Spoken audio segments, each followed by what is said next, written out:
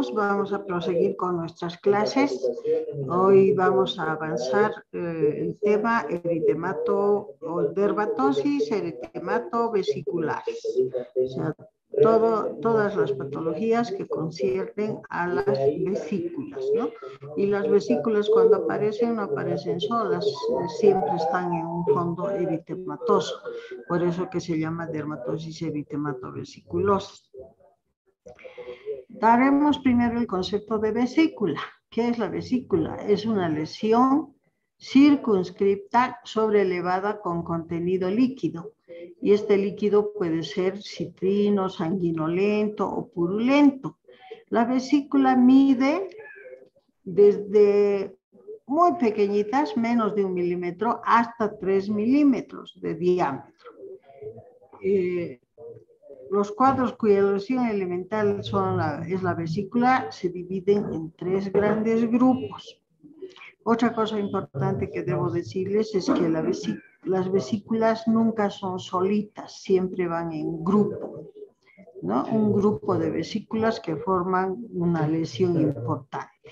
Como vemos en la foto, son vesículas diminutas que en este caso es un eczema atópico del niño que tiene sus lesiones vesiculares en los pómulos y en las mejillas.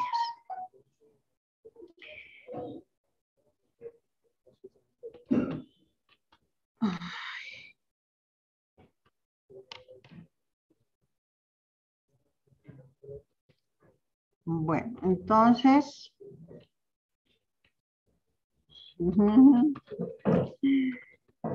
vamos dando ya el concepto.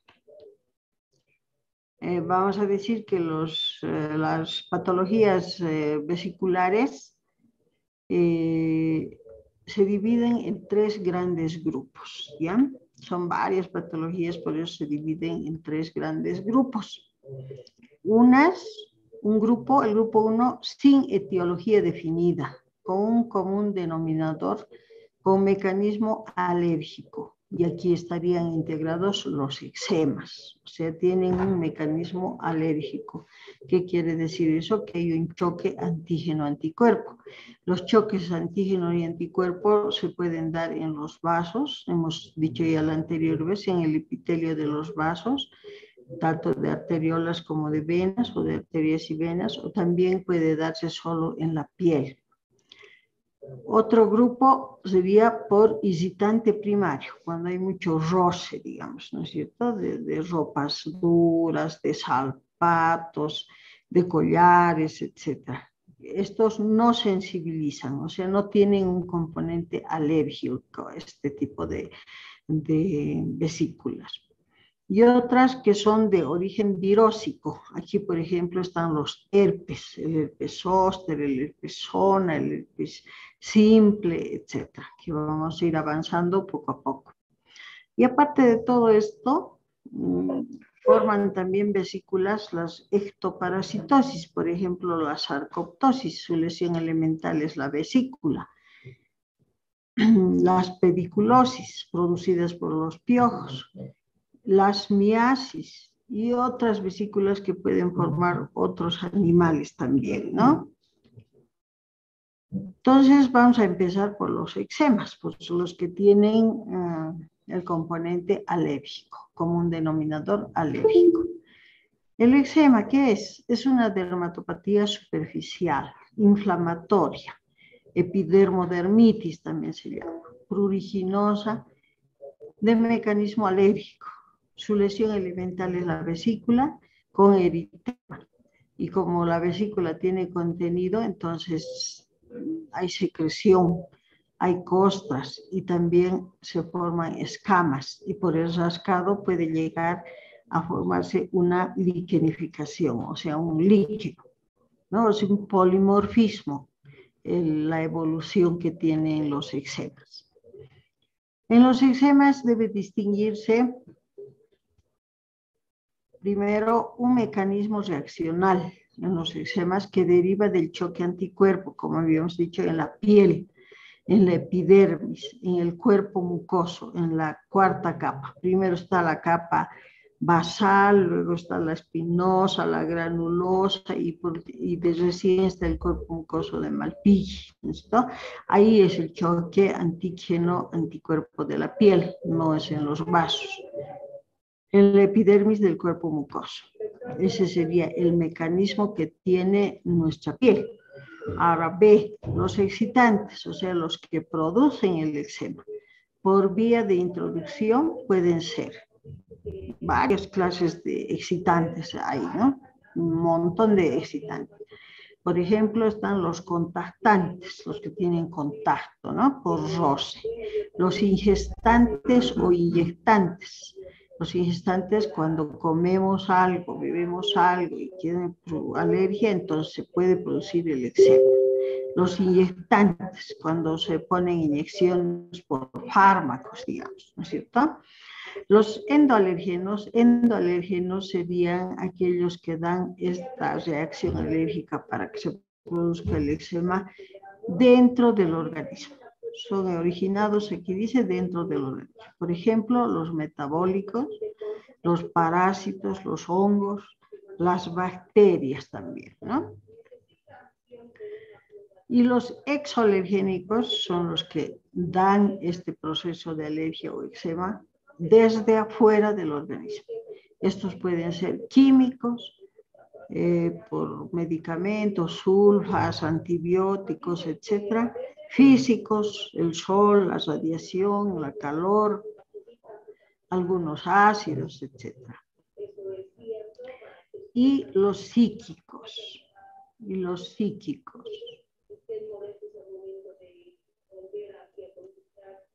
Hay excitantes eczematógenos exclusivos, o sea que producen eczemas, y hay otros urticariógenos que producen alergias nomás, ya no eczemas. Depende del contacto con los vasos sanguíneos dérmicos, produce urticaria. Nosotros sí hemos avanzado la urticaria, ¿no? Y ahí donde era el choque antígeno-anticuerpo, en el endotelio de los vasos.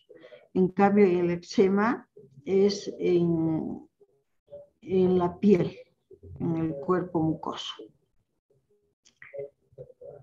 Otro, la disposición que tiene nuestro organismo, diátesis o terreno también se llama, ¿no? Es lo que diferencia a los sujetos alérgicos de los normales. Aquí median influencias familiares, las herencias inmunológicas, por ejemplo, ¿no es cierto?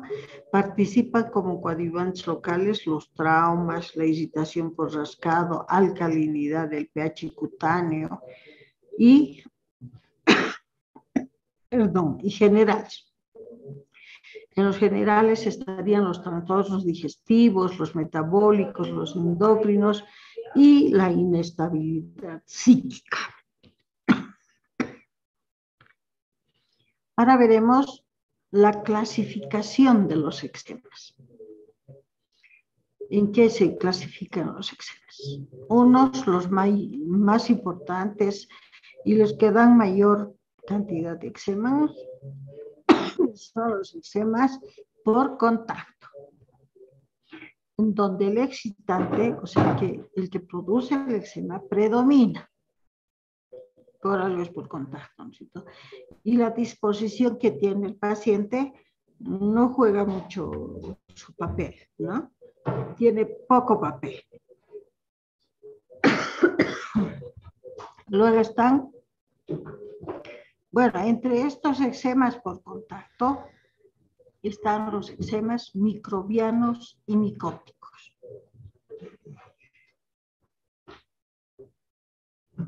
Otro tipo de eczemas son las reacciones segundas. 4, los eczematides.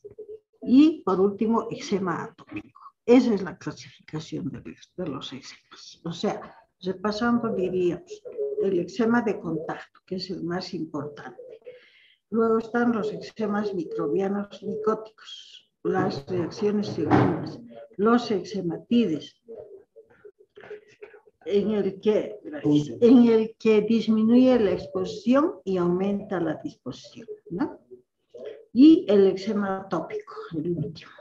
este eczema atópico últimamente se ve mucha cantidad de pacientes. Comenzamos entonces por el 1, que es el eczema por contacto, provocado por contacto de sustancias químicas externas que actúan como sensibilizantes.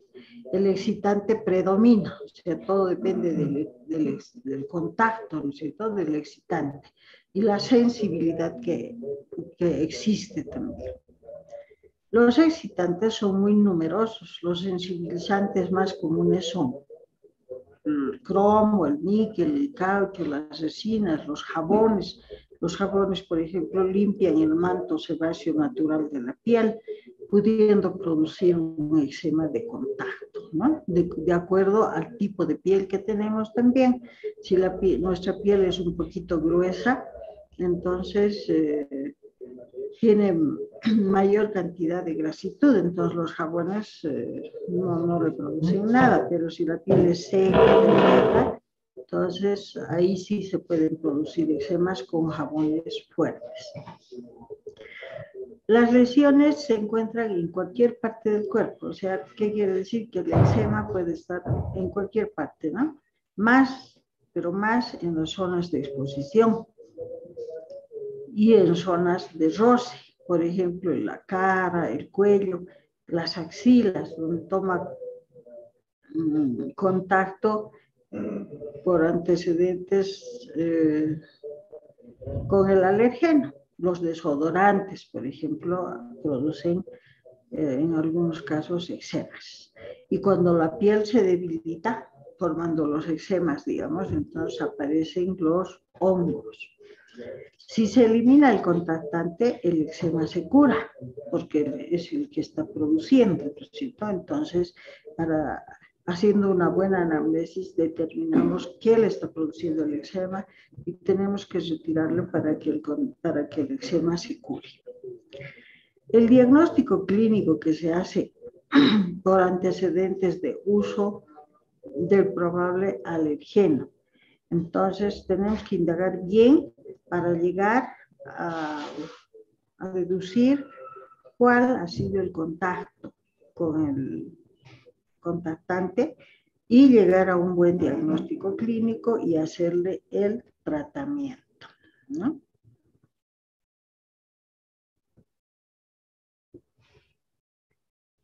También se puede hacer las pruebas de contacto con parches a las 48 horas.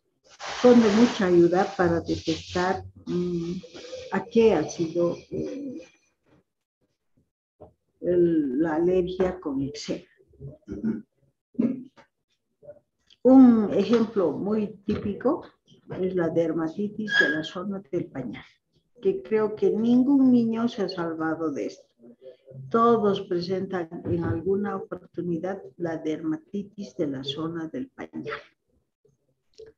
El amoníaco liberado de la orina, es un álcali potente y sería el irritante primario. El roce de los pañales, la humedad de la zona, crean el medio propicio para la proliferación de gérmenes y hongos. Y cualquier pañal desechable, por ejemplo, sea la marca que tenga la marca que tenga, puede producir la dermatitis de la zona del pañal. No es que absorban 100%, se mantiene siempre la humedad, ¿no? El proceso se inicia ¿cuándo? En lactantes de 2 a 4 meses de edad, con eritema en los muslos, en los genitales, en el periné, las nalgas y las piernas, con pápulas rojizas, induradas y brillantes. Comienza la dermatitis de la zona del pañal. Si se agrega la Candida albicans, hay maceración y puede incorporarse el estafilococo. Entonces, para evitar que avance esta dermatitis de la zona del pañal, se debe mantener esta zona seca y bien limpia, ¿no? Luego de los eczemas por contacto, vemos los eczemas microbianos micóticos, los gérmenes eczematógenos pueden dividirse en micóticos. ¿Quiénes están en este grupo? Los dermatofitos y las cándidas. Y en los microbianos, el más típico es la epidermodermitis microbiana de las piernas, producida por estáfilo y estreptococos, que actúan como alergenos. Existen diversos tipos clínicos de eczemas microbianos, por ejemplo, las formas purulentas con lesiones piógenas, formas erosivas y secretantes, eczematiformes y húmedas, ¿no? Resumantes son estas. Las formas secas y escamosas, eczemas también así, paraqueratóxicas y escamosas. Y las formas mixtas o polimorfas, donde se combinan los diferentes tipos de eczema.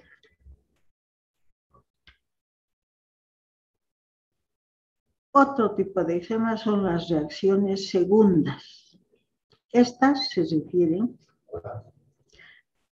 a las lesiones de sensibilización cutánea a distancia, o sea, no en el mismo lugar del contacto, digamos, ¿no?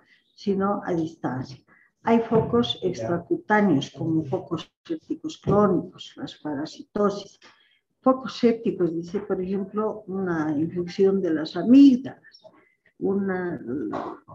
los dientes cariados, las muelas. Entonces la persona va tragando todo eso y puede producir eczemas a distancia. A eso se llama reacción segunda. Las parasitosis intestinales se las denomina IDES.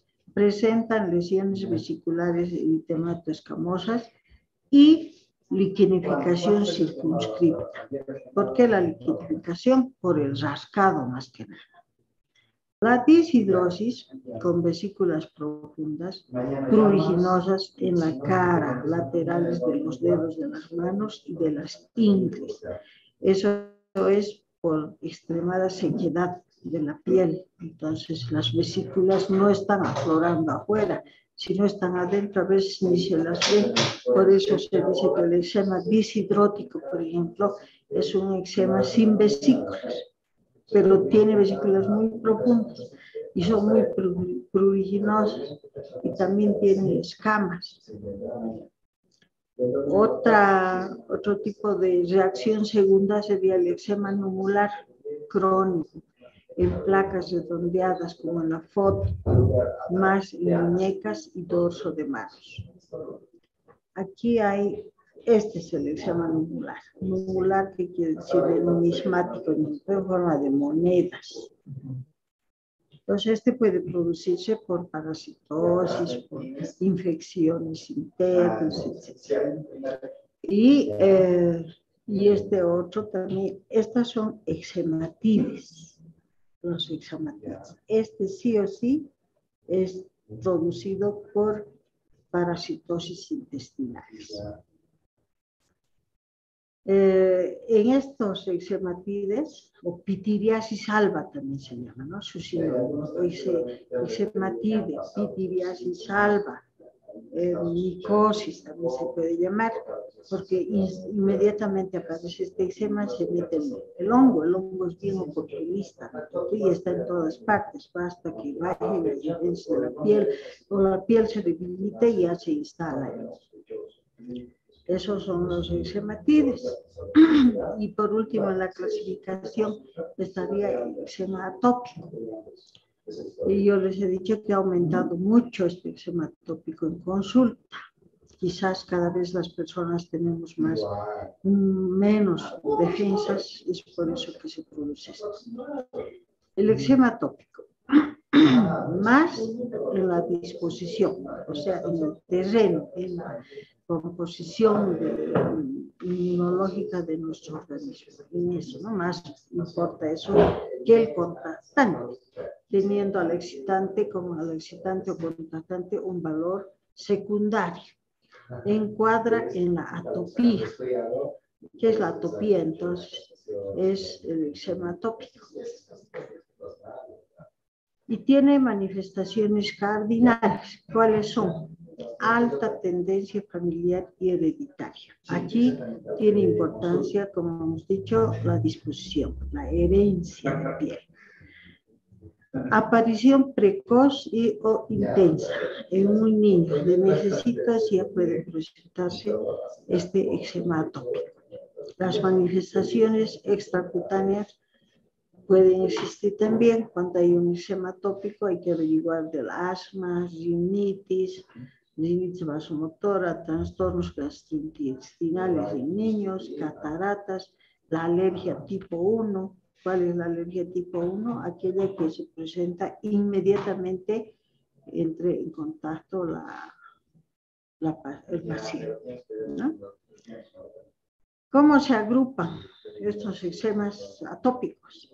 Se agrupan en eczema infantil, que aparece en niños de 2 meses, bien nutridos, en pómulos, con lesiones eritematovesiculares resumantes y costrosas. Hay también secretantes y muy pruriginosas. Como son vesículas, tienen contenido, entonces secretan ese contenido y al secretar son muy pruriginosas. Este tipo de eczema infantil no afecta pliegues ni cuero cabelludo. A los 2 años, si hace tratamiento el paciente, desaparece este eczema y nunca más se vuelve a repetir. Pero si no hay tratamiento, pasa a la segunda fase, que se llamaría el eczema prurigo de Besnier. Aparece como una segunda fase de la anterior y como primer síntoma asume 2 formas. 1 tipo prurigo y 2 tipo liquenoide. Tipo prurigo, con pápulas grandes, elevadas, de cúspide escoriada, cubiertas por una costra, más en los 4 miembros que tenemos, tipo prurigo. Y el tipo liquenoide, con pápulas pequeñas, planas, parduzcas, confluyendo en placas y luego se liquenifica, como en la foto, ¿no? Se han liquenificado. Más que todo, porque se liquenifica por el rascado. En superficies, más está este tipo liquenoide en superficies flexoras, popliteas y cubitales. Y hemos dicho que el tipo prurigo está más en miembros y no en las flexiones. Este tipo, si ha pasado a la segunda fase, tiene que hacer tratamiento. Si no hace tratamiento, entonces pasa a la tercera fase. La segunda fase puede durar hasta los 10 a 12 años y puede recidivar o pasar a la tercera fase. Si hace tratamiento, desaparece y nunca más aparece. Luego está el eczema del adulto. Los anteriores eran el niño, el joven. Ahora está el eczema del adulto. Son más lesiones de liquenificación o prurigo crónico, con lesiones elementales más secas. Confluyen en grandes placas, más en pliegues de flexión, cuello y párpados. Estos y otros lugares tienen un intenso prurito, lleva a la liquenificación y pigmentación cutánea, ¿no? Aquí hay 2 ejemplos bien claritos en flexiones, son bien secos, en la axila aquí, y si nosotros vemos escama, quiere decir que ya existe un hongo. Entonces, para las 2 cosas hay que hacer el tratamiento. ¿Cómo hacemos el diagnóstico del eczema? Del adulto, en este caso. Examen de piel completo, con datos. Hay que sacarle datos al paciente sobre la exposición a excitantes, con qué ha tenido contacto. Exámenes para determinar también las inmunoglobulinas, la IgE, la IgM, la IgG, la IgD y rosetas D. Todas entran menos la A, ¿no? El tratamiento de los eczemas. Hay 2 clases de tratamiento para los eczemas. Depende de la gravedad, a qué grupo pertenecen, etc., ¿no es cierto? El tratamiento local depende del estado evolutivo. En casos agudos, eritemato vesiculoso resumantes. Compresas frías de lociones antisépticas suaves. ¿Cuáles son esas lociones antisépticas suaves? Por ejemplo, está el agua blanca de Codex, el agua de malva, de manzanilla, etc. No hay que poner unas compresas 2 a 3 veces por día por 5 minutos. Y luego aplicar corticoides, por ejemplo, el clobetasol, la betametasona, la desametasona, como es tratamiento local, en forma de cremas, geles o lociones, ¿no? Para poder así eliminar este tipo de eczema. En el eczema subagudo, las costras y escamocostras se desprenden con lociones antisépticas y corticoides que hemos colocado. Entonces, todas las costras van cayendo, desprendiéndose de por sí. Y en el estado crónico, ese era en el subagudo y en el agudo, ¿no es cierto? En el estado crónico, ¿qué debemos usar? Por ejemplo, es un eczema ya en un estado crónico porque está muy seco, rodeado de escamas, de costras, etc. Entonces, en este estado crónico debemos usar cremas grasas con antiséptico y corticoides, cremas saliciladas para que vayan exfoliando la piel al 10% y curas oclusivas, ¿no? ¿Qué corticoides vamos a usar? Pomadas, ¿no? En este caso, pomadas. En cuanto a los corticoides, serían las pomadas, no cremas, pomadas, para que refresquen mejor y para que actúen mejor en este tipo de eczemas crónicos. Luego, cremas saliciladas con ácido salicílico al 10%. Hay un montón, ¿no es cierto?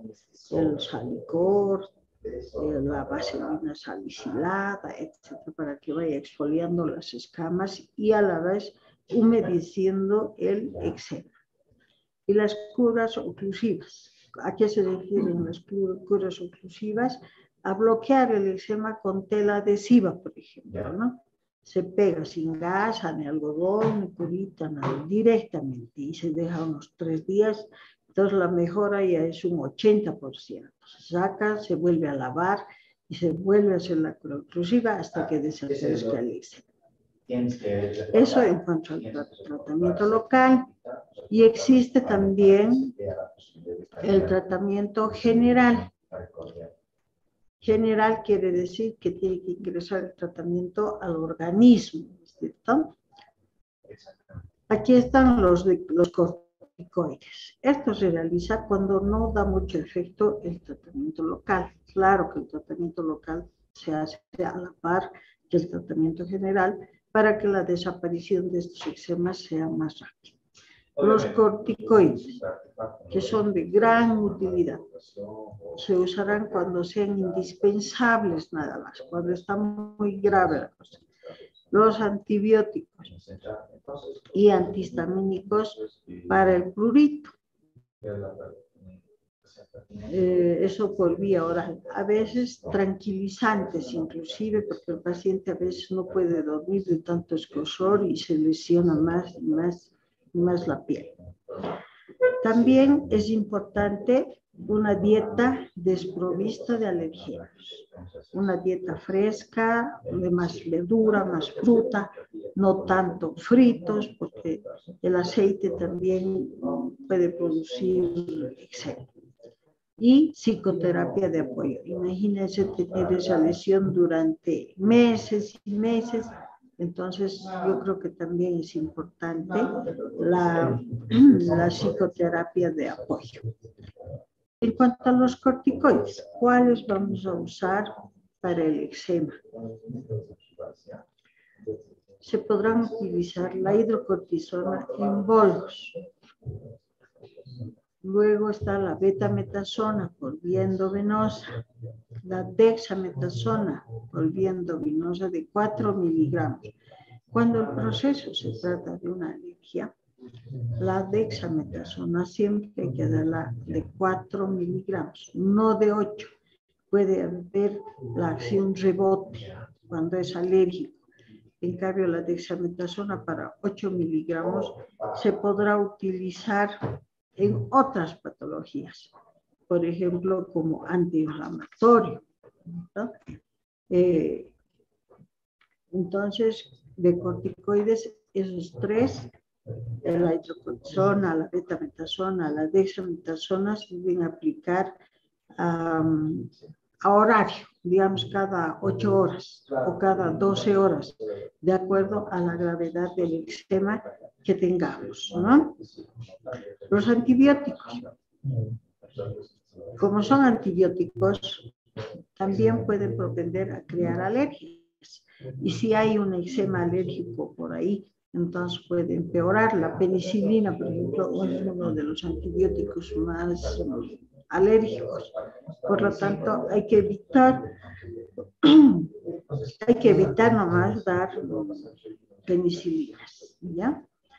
Y los antihistamínicos, cuando se da antibióticos, debe siempre, en este caso de los eczemas, acompañarse de antihistamínicos.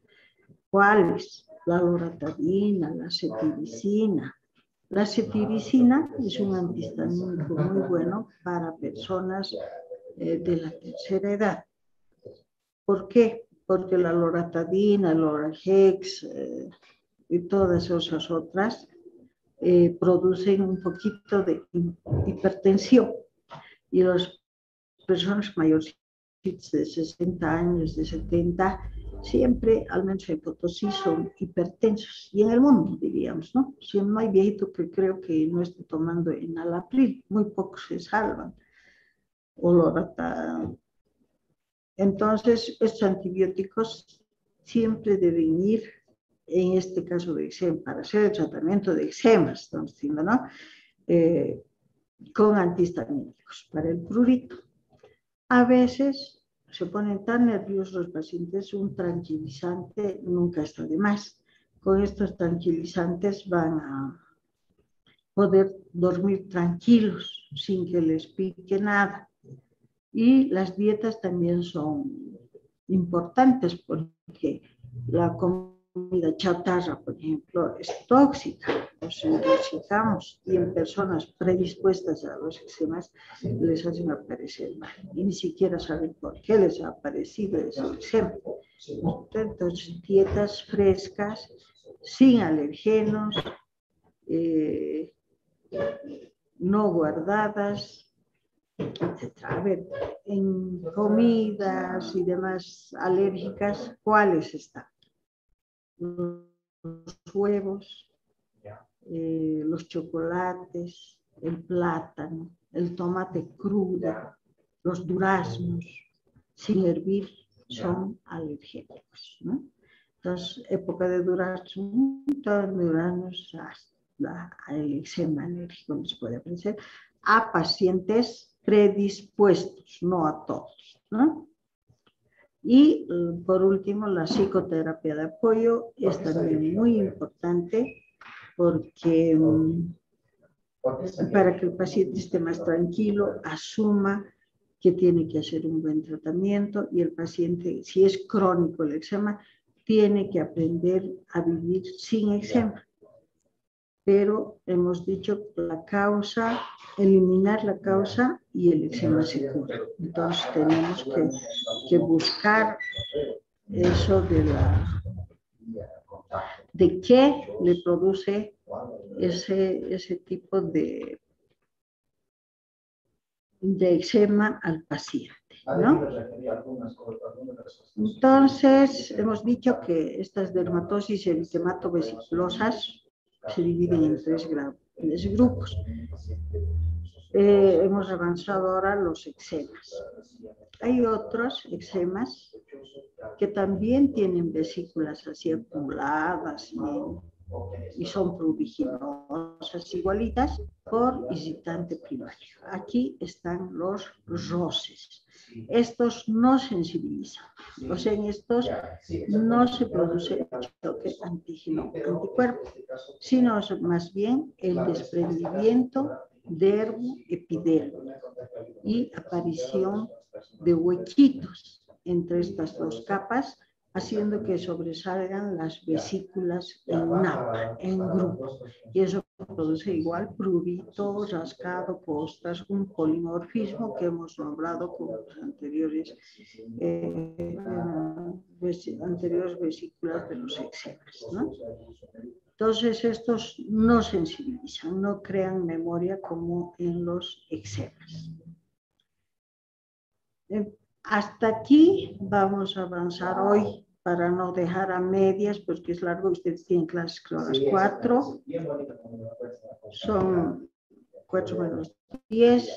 Entonces, en la próxima clase vamos a ver todas las lesiones patológicas con vesículas de lesión elemental y virósicas. Aquí el más importante, el que crea vesículas, son los herpes, ¿no? Los Foster, todos los herpes. Todo eso vamos a avanzar. Y aparte están las ectoparasitosis, como la sarcoptosis. De la sarcoptosis, lesión elemental, ¿cuál es? La vesícula. De la pediculosis producida por el piojo también. La miasis producida por moscas y otras por abejas, etcétera, que producen vesículas como lesión elemental, están en este grupo de dermatosis eritematovesiculosas. Hasta aquí nuestro avance de hoy. Les recomiendo que estén haciendo sus álbumes, no dejen para última hora. Hemos dicho 3 fotitos traspasadas a un papel bond de todas las dermatosis que estamos avanzando. ¿Ya? Si hay alguna pregunta.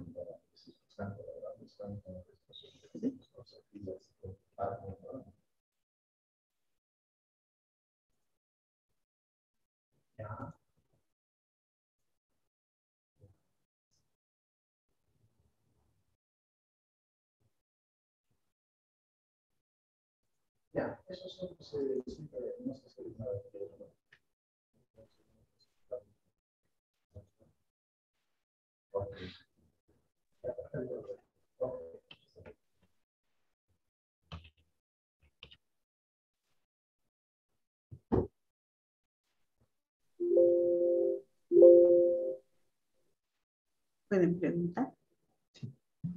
Si hay alguna pregunta, alumnos.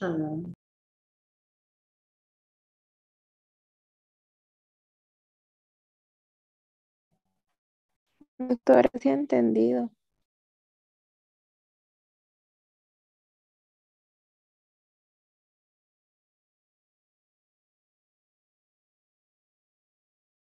Soy desesperado más de 10 minutos.